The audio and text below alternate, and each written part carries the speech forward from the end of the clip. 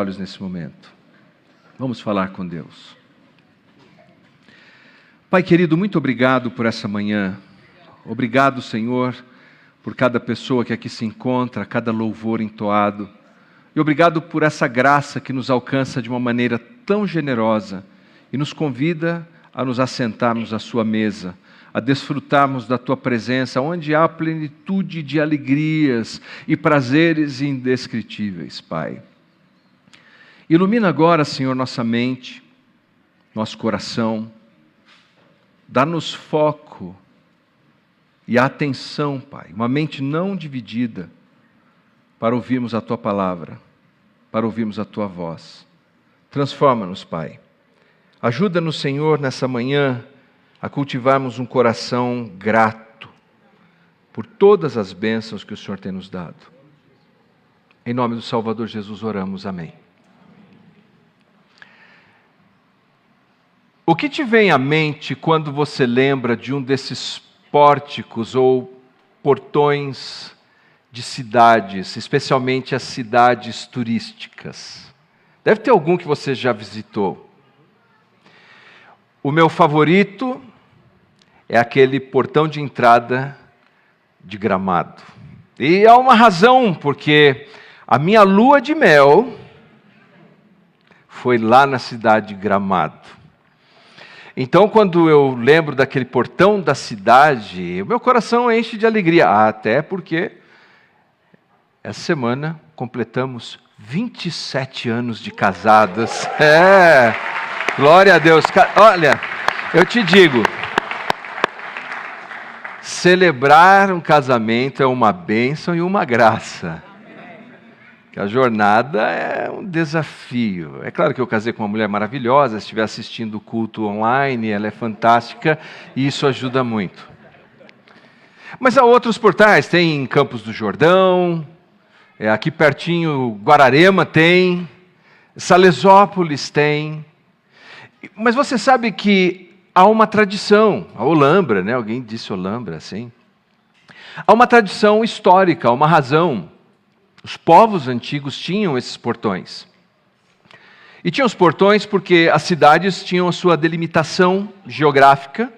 Quem está dentro da cidade tinha proteção, desfrutava dos privilégios da cidadania daquele lugar. E por todas essas razões, eles garantiam que aquele lugar era um ponto de acesso.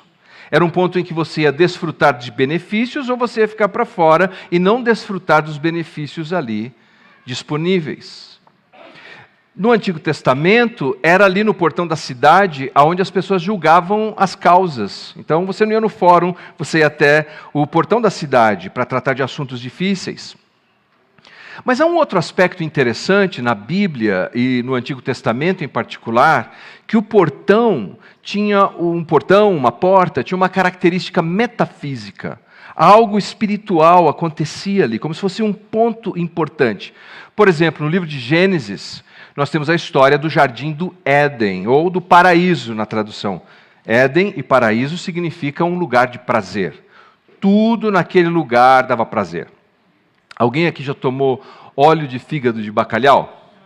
Ok, mas eu tomei, minha avó me fez tomar, até hoje eu carrego esse trauma.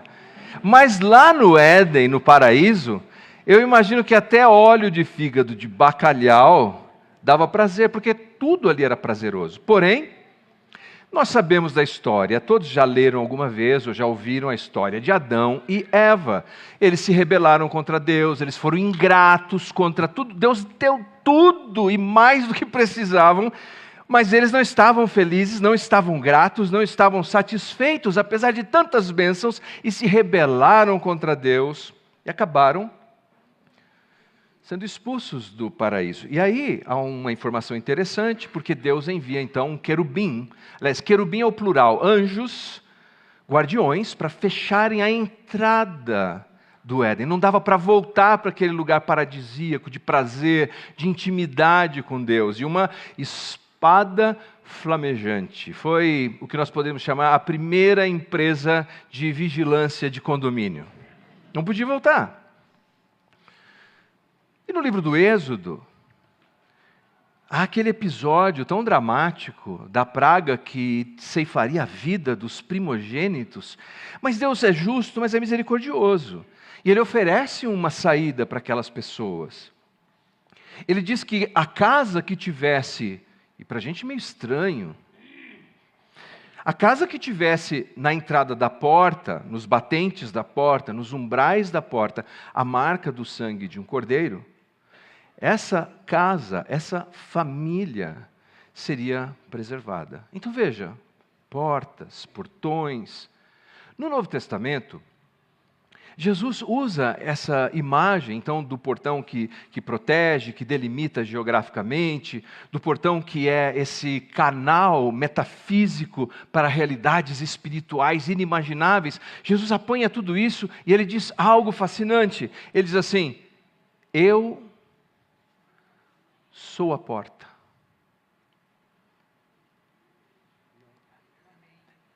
Uma oferta de graça. Um convite para voltar para o Éden, ou para a experiência do Éden. Um convite para voltar a desfrutar de todas as graças maravilhosas que somente Deus pode nos dar.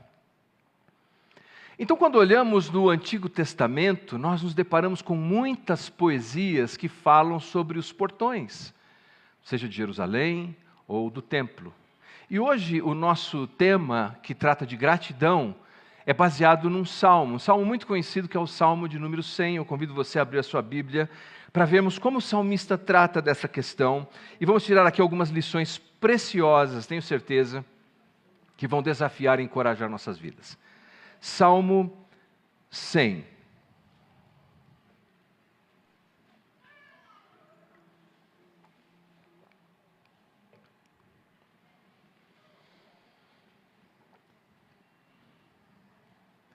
Aclamem ao Senhor todos os habitantes da terra.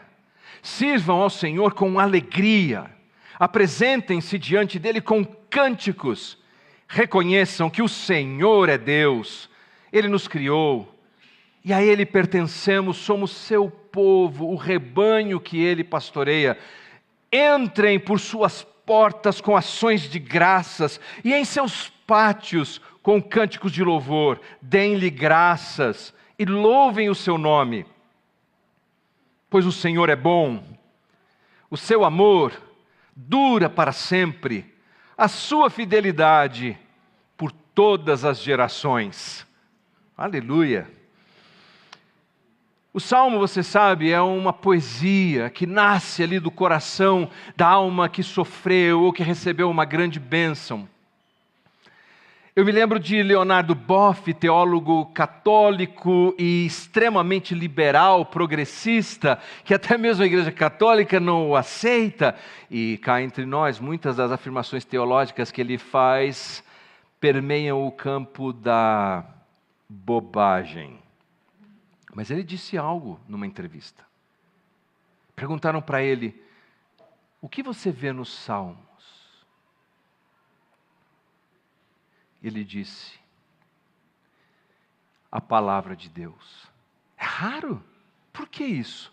Porque o Salmo, por ser uma canção, uma poesia, ele adentra o nosso coração, ele passa pela nossa cognição, sem as nossas avaliações racionais, ele vem ao encontro da nossa dor e da nossa angústia, não é assim?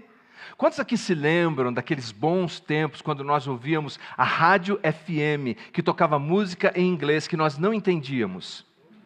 Mas aquela melodia, independente do que estava dizendo, não era? Nós ficávamos ouvindo. Quando eu descobri que a música Oh yes, oh yes, oh yes, oh yes, traduzida no Fantástico era ó sim, ó sim, ó sim, ó sim. Sério isso? Porque poesia e música têm essa capacidade, não é? Entram direto aqui. E o Salmo 100, veja, é um salmo de celebração. Celebrai ao Senhor com alegria. Por quê? Por que tanta alegria? Uma das maneiras de entendermos como nasce uma poesia é o contexto em que a pessoa está inserido. O que estava acontecendo naquele momento que ele precisou traduzir os seus sentimentos, a sua emoção, a sua fé em palavras poéticas? E se por um lado nós não temos absoluta certeza de qual a data que este salmo foi cuidadosamente concebido, nós temos uma possibilidade que para mim faz sentido. Você se lembra que o povo de Judá, no ano de 586, sofreu uma invasão. O exército babilônio entrou lá. E a cidade de Jerusalém, Jerusalém, a cidade da paz, foi completamente destruída. Seus portões foram queimados, suas casas destruídas. Ficaram apenas alguns poucos velhos, doentes para trás, os mais jovens, vigorosos, nobres foram levados ao exílio forçado. Mas pior que isso, eles tinham um templo glorioso, lindo. O templo conhecido como Templo de Salomão. Uma das 8 maravilhas do mundo antigo. Destruído. As portas do templo destruídas. Tudo queimado. E o povo é levado para esse cativeiro. E por 70 anos, eles estão longe daquela terra. A sensação de PST, síndrome pós-traumática, está no coração, lembrando da dor, da angústia. Alguns adolescentes, crianças e jovens que já nasceram no exílio, sequer sabiam ou lembravam de como era Jerusalém, como era aquela cidade da paz, o templo. Tudo que eles ouviam eram histórias. Será que um dia voltariam?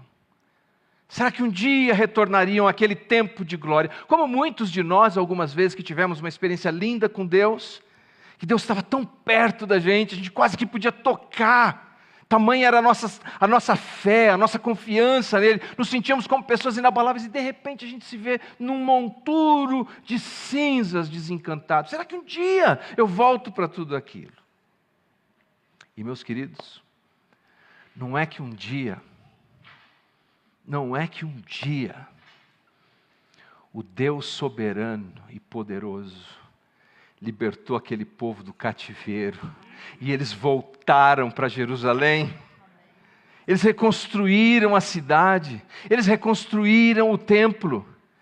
E me parece que este salmo encaixa com isso. Celebrai ao Senhor com cânticos, com júbilo, celebrai ao Senhor com alegria. Eles estão voltando para a sua terra. Quando eu morei fora do Brasil, e eu não fui exilado, não fui forçado, eu fui porque quis e fui estudar. Depois de um tempo naquele lugar, que era um lugar bom, a gente começava a sentir falta das coisas simples do nosso dia a dia. Pão francês.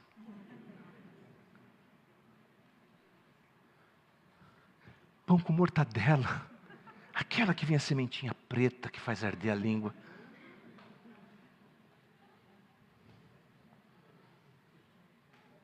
Guaraná.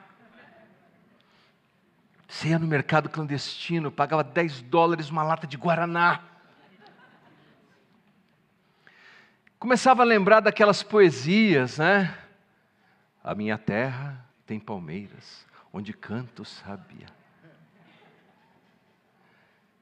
Agora imagine esse povo que estava no exílio, que foi enviado para um outro lugar onde não queriam, não desejavam ir. E por décadas eles estavam lá. O retorno foi tão festivo. E é neste salmo que nós aprendemos a beleza de que dar graças a Deus não é uma imposição como de um governante autoritário e frio. É uma conclamação alegre e feliz de quem celebra a presença de Deus, o pertencimento a Deus e a proximidade de Deus. Bom, então qual é a chave para entrar por esse portão novo que a gente vê para a presença de Deus? A chave... Eu tenho que devolver para a Julie, tá? A chave é gratidão. A chave do portão é gratidão. Por que muitas vezes nós vamos vivendo a vida e sentindo que Deus está tão longe? Porque nós escolhemos a chave errada da ingratidão. E a ingratidão nos afasta dessa sensação da presença de Deus, desse reconhecimento em fé de que Deus está presente. Sabe o que esfria tanto um casamento? É ingratidão. É não apreciar o cônjuge, não apreciar o marido, a esposa. A ingratidão afasta filhos e pais, porque olha sempre como quem não tem nenhum apreço. A ingratidão abre um outro portão de queda espiralada, enquanto a gratidão nos aproxima dessa relação íntima com Deus. Aqui as nossas 3 lições dessa manhã. Primeiro, é gratidão na presença de Deus. O versículo 1 e o versículo 2.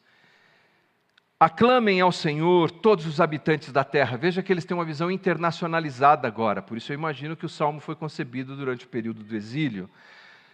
Versículo 2, sirvam ao Senhor com alegria. Note a última parte, que é onde nós vamos enfatizar agora. Apresentem-se diante dele com cânticos. É um acesso à presença de Deus, é um ato de graça. Lembrem-se que no Éden não podiam mais voltar para a presença de Deus. Agora o salmista diz assim, apresentem-se diante dele.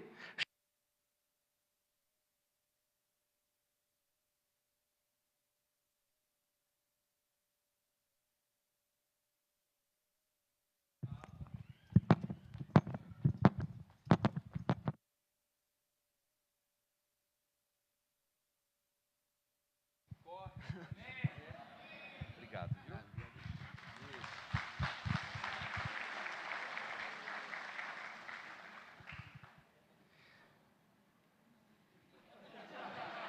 Ok, deve ser um portal. Apresentem-se diante dele. Esse verbo aqui no hebraico é bo. E ele pode ser traduzido por entre, aproxime-se, chegue diante dessa pessoa importante. Então aqui você tem um imperativo. Apresente-se. Mas é um imperativo que é convidativo, porque ele é um privilégio. Sabe quando você admira alguém?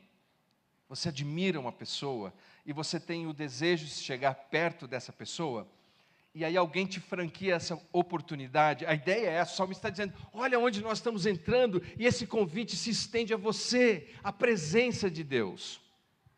Meus filhos gostam muito de cinema e de atuação e dessas coisas, eles fizeram um curso lá nos Estados Unidos, e esse curso teve vários professores. Mas um dos professores foi o Dean Cain. Para quem não lembra, Dean Cain, final dos anos 80, começo dos anos 90, foi o Superman. Eu assisti Lois e Clark.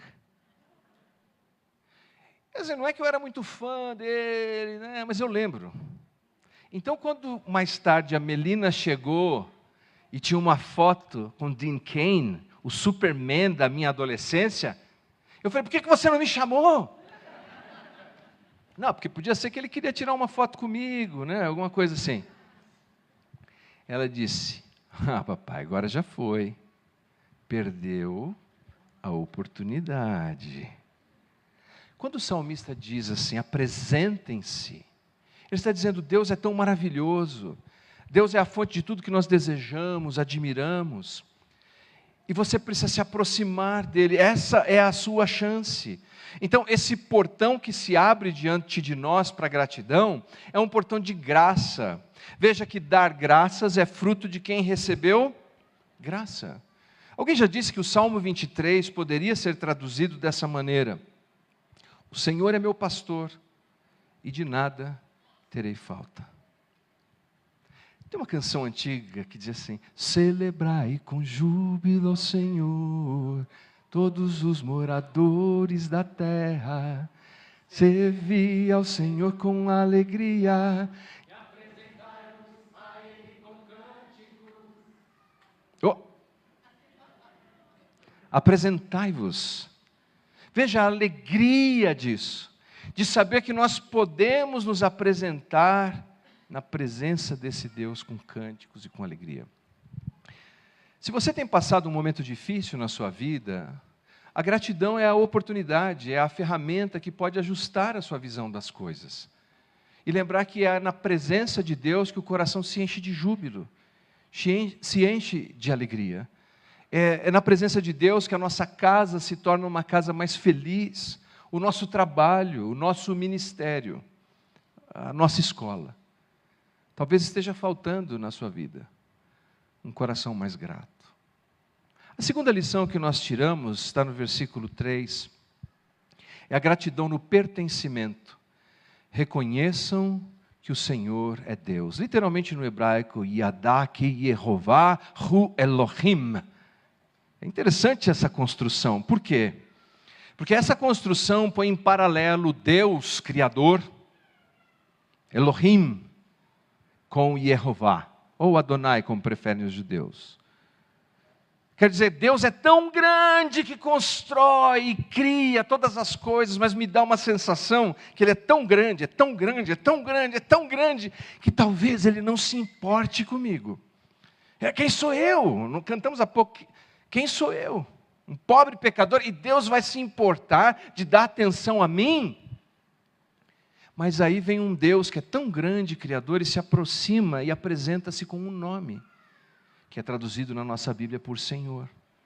Aí Ele é o Deus da aliança, é o Deus que toma a iniciativa de vir ao nosso encontro, e de fazer um pacto com o seu povo, e de chegar perto de nós. É o Deus que se expressa dizendo, eu te conheço pelo nome, e é por isso que você pode me conhecer pelo nome. Sabe que o nome Jesus, Yeshua, significa Yahvé salva. O Senhor vem ao meu encontro e Ele me salva das minhas mazelas, dos meus pecados, das minhas desgraças, das minhas escolhas ruins. E a única resposta que eu posso dar é gratidão. Mas Ele vai além. Ele diz assim, na parte B desse versículo 3, Ele nos criou grande, a Ele pertencemos, chegou perto. Somos seu povo, chegou perto. O rebanho que Ele pastoreia, chegou perto. Ele nos criou e nós pertencemos a Ele. Tem uma irmã muito querida, eu não pedi permissão, então não vou citar o nome dela, mas ela faz visitas de capelania com frequência. E ela é muito simpática, porque já estive visitando hospitais com ela. Ela aborda as pessoas, aqueles que estão desanimados com as enfermidades lá sobre um leito, né?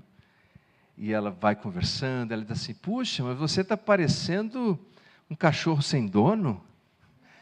Aí acaba arrancando um sorriso da pessoa, e diz, pois é, estou meio que nem um vira-lata abandonado mesmo.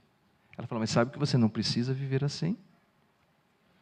E aí ela vai explicando, você tem um Criador, você tem um Deus que te conhece pelo nome, você tem um Deus que é o seu pastor, Ele quer ser o seu pastor. E em pouco tempo, aquela pessoa que estava vivendo como um cão abandonado, encontra em Cristo Jesus a esperança. E você tem razão para celebrar. Não é porque tudo está bem na sua vida,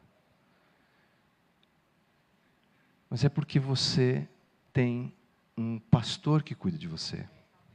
Você tem acesso à presença dEle.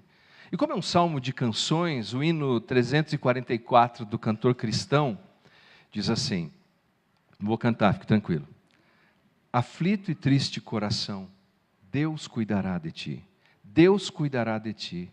Em cada dia proverá. Sim, cuidará de ti. Deus cuidará de ti. Louvado seja o Senhor. E chegamos na nossa terceira lição deste salmo, que é a gratidão na proximidade. Versículo 4. Entrem por suas portas com ações de graças, e em seus pátios com cânticos de louvor. Deem-lhe graças e louvem o seu nome, pois o Senhor é bom, o seu amor dura para sempre, e sua fidelidade por todas as gerações. Você percebeu que há uma progressão aqui? Entrem por suas portas. Entrem no seu pátio. A chave do portão é gratidão. Entrem com ações de graças na presença dEle. Você passa pelo portão, mas não para no portão. Entre no seu pátio, chega mais perto ainda. E celebre. Agradeça. Por quê? Porque o Senhor é bom. Porque a sua misericórdia dura para sempre, a sua fidelidade de geração em geração. E essas pessoas que estão voltando do cativeiro, lembre-se, eles podem testemunhar isso. E cada um de nós pode testemunhar isso. Agora veja você. Todos os dias, hoje mesmo, quando você sair daqui, você vai ter uma escolha. É a chave do portão que é gratidão, ou você vai em direção a outro portão de ingratidão. A Bíblia trata com muita seriedade a questão da ingratidão. É um defeito terrível. É um vício terrível, a ingratidão. Em Romanos, diz que por causa da ingratidão os homens se afastaram de Deus. Na pequena carta de Judas, diz que porque os homens foram murmuradores, eles eram ímpios, impiedosos, afastados de Deus. E a pergunta que eu e você temos que responder é: que chave nós vamos usar essa semana? Que chave você vai usar hoje, na sua casa, no seu relacionamento, nessa igreja? A gratidão leva a gente para mais perto de Deus. Quanto mais grato você é a Deus, mais sensação de satisfação você tem. Eu sempre digo, quando me perguntam, que as reuniões de oração sempre têm que terminar com gratidão. Porque a oração e o grupo que só pede, dá uma sensação de escassez. Eu já estive em reunião de oração que eu saí de lá mais abatido do que quando entrei. Mas não aqui, em outros países, outros lugares. Porque todo mundo só pede, e você fala: poxa, mas ninguém tem nada aqui. Agora, quando você termina agradecendo, celebrando, reconhecendo que o Senhor é bom. Eu estou passando todo esse desafio, mas o Senhor é bom. Nessa manhã, entremos pelos portões da gratidão com ação de graça. A chave do portão é... Nós vamos cantar um louvor ao Senhor e em seguida vamos orar juntos.